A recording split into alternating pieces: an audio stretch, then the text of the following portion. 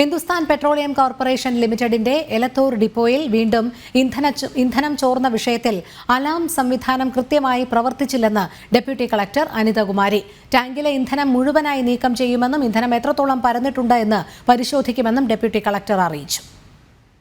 വിവരങ്ങളുമായി ഗോകുൽ കെ വേണുഗോപാൽ ചേരുന്നു. ഗോകുൽ, ഈ ഇന്ധന ചോർച്ച സംഭവിച്ചത് കൃത്യമായ നിർദ്ദേശങ്ങൾ പാലിക്കാത്തതുകൊണ്ടാണ്, അലാം സംവിധാനം പ്രവർത്തിക്കാത്തതുകൊണ്ടാണ്, അലംഭാവം തന്നെയാണ് അവിടെ ചൂണ്ടിക്കാട്ടുന്നത്. സംഭവത്തിൽ അധികൃതർക്ക് വീഴ്ച പറ്റി എന്നാണ് ഡെപ്യൂട്ടി കളക്ടർ ഉൾപ്പെടെയുള്ള സംഘം അവിടെ പരിശോധന നടത്തിയ ശേഷം മാധ്യമപ്രവർത്തകരോട് പറഞ്ഞത്. ഇന്നലെ വൈകിട്ട് 4 മണിയോട് കൂടിയിട്ടായിരുന്നു HPCLന്റെ ഡിപ്പോയിൽ നിന്ന് വലിയ അളവിൽ ഡീസൽ പുറത്തേക്ക് ഒഴുകുന്ന സാഹചര്യം ഉണ്ടായത്. പിന്നീട് അത് നിർത്താനുള്ള ശ്രമങ്ങളൊക്കെ നടത്തിയിരുന്നെങ്കിലും ഇന്ന് പുലർച്ചെയും ഉച്ച 11 മണിവരെയൊക്കെ പുറത്തേക്ക് ഒഴുകുന്ന ഒരു സാഹചര്യമായിരുന്നു ഉണ്ടായിരുന്നത്.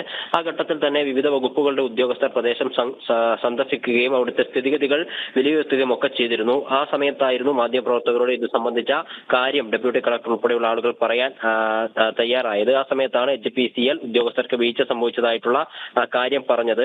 ഓവർഫ്ലോ ഉണ്ടായി പുറത്തേക്ക് ഒഴുകാനുള്ള നടപടികൾ സ്വീകരിച്ചിട്ടുണ്ട് എന്നാണ് ഇപ്പോൾ ഉദ്യോഗസ്ഥർ നമ്മളെ അറിയിച്ചിട്ടുള്ളത്. ഇതുമായി ബന്ധപ്പെട്ട റിപ്പോർട്ടുകൾ വിവിധ വകുപ്പുകളിൽ നിന്ന് ജില്ലാ കളക്ടർ തേടിയിട്ടുമുണ്ട്.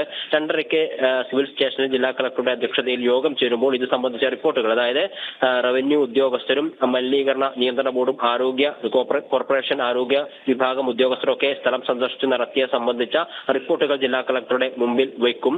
അതിനുശേഷമായിരിക്കും കൂടുതൽ വിലയിരുത്തലുകൾ ഉണ്ടാവുക എന്നാണ് മനസ്സിലാക്കാൻ സാധിക്കുന്നത്. ഓവർഫ്ലോ ഉണ്ടായതാണ്, അതായത് ടാങ്കിൽ നിന്ന് ഓവർഫ്ലോ ആയാണ് ഡീസൽ പുറത്തേക്ക് ഒഴുകിയത് എന്നാണ് ഇപ്പോൾ മനസ്സിലാക്കാൻ സാധിക്കുന്നത്. അതായത് ഒരു ടാങ്കറിന് 3 ഘട്ടങ്ങളിലായിട്ടാണ് അതിലേക്കുള്ള ഡീസൽ നിയന്ത്രിക്കുന്നത്. ആദ്യഘട്ടത്തിലും 2ാം ഘട്ടത്തിലും ഇതിന്റെ അലാം മുഴങ്ങി. എന്നാൽ അവസാന ഘട്ടത്തിൽ ഈ ഡീസൽ എത്തിയ സമയത്ത് അലാം മുഴങ്ങിയില്ല. തുടർന്നാണ് ഓവർഫ്ലോ ഉണ്ടായി ഇത് പുറത്തേക്ക് ഒഴുകാനുള്ള സാഹചര്യം ഉണ്ടായത്. ഇത് സംബന്ധിച്ച പരിസരവാസികൾക്ക് വലിയ രീതിയിലുള്ള ആശങ്കയുണ്ട്. ആരോഗ്യ പ്രശ്നങ്ങളൊക്കെ ഉണ്ടാകുമെന്ന ആശങ്ക അവർ മുന്നോട്ടേക്ക് വെക്കുന്നുണ്ട്. ഇതിനെ സംബന്ധിച്ച് ആരോഗ്യ പ്രവർത്തകരും കർശനമായ നിർദ്ദേശങ്ങൾ നൽകിയിട്ടുണ്ട്. എന്തെങ്കിലും തരത്തിലുള്ള ആരോഗ്യ പ്രശ്നങ്ങൾ ഉണ്ടാവുകയാണെങ്കിൽ ഉടനടി തന്നെ ആശുപത്രിയിൽ പ്രവേശിക്കണമെന്നും അലർജി ഉൾപ്പെടെയുള്ള സംഭവങ്ങൾ ഉണ്ടാവാനുള്ള സാധ്യതയുണ്ട് എന്നും മനസ്സിലാക്കിയിട്ടുണ്ട്. ഇതിനെന്തെങ്കിലും നടപടിയോ മറ്റോ ഉണ്ടാകുമോ എന്നതിനെ സംബന്ധിച്ച് വിവരം അറിയണമെങ്കിൽ സ്വാഭാവികമായിട്ടും റിപ്പോർട്ടുകളൊക്കെ സമർപ്പിച്ച് കളക്ടറുടെ അധ്യക്ഷതയിൽ ചേരുന്ന യോഗത്തിന് ശേഷം മാത്രമേ അറിയാൻ വേണ്ടി സാധിക്കൂ. അതെന്തായാലും ഉച്ചയ്ക്ക് 2:30 കൂടിയിട്ടായിരിക്കും ഇത്തരത്തിലൊരു യോഗം ചേരുക. അതിനുശേഷം കൂടുതൽ നടപടിയെ സംബന്ധിച്ചും ഇതിൽ സംഭവിച്ചിട്ടുള്ള വീഴ്ചയെ സംബന്ധിച്ചും ഉള്ള കൂടുതൽ വിശദാംശങ്ങൾ ലഭ്യമാകുമെന്നാണ് മനസ്സിലാക്കുന്നത്. ശരി ഗോകുൽ, ഈ ഇന്ധനം ചോർന്ന വിഷയത്തിൽ അലാം സംവിധാനം കൃത്യമായി പ്രവർത്തിച്ചില്ല എന്നാണ് ഡെപ്യൂട്ടി കളക്ടർ അനിതകുമാരി വ്യക്തമാക്കുന്നത്. ടാങ്കിലെ ഇന്ധനം മുഴുവനായി നീക്കം ചെയ്യുമെന്നും ഇന്ധനം എത്രത്തോളം പരന്നിട്ടുണ്ട് എന്ന് പരിശോധിക്കുമെന്നും ഡെപ്യൂട്ടി കളക്ടർ അറിയിച്ചു. ആ വാക്കുകളിലേക്ക്.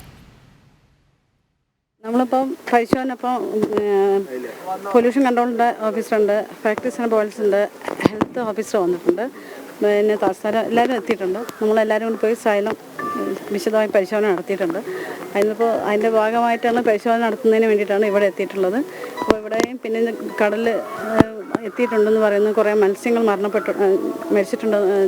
ചത്തുപോയിട്ടുണ്ടെന്ന് പറയുന്നുണ്ട്. അതും കൂടെ പരിശോധന നടത്തിയതിന് ശേഷം ഇതിനൊക്കെ സാമ്പിൾ എടുക്കാം.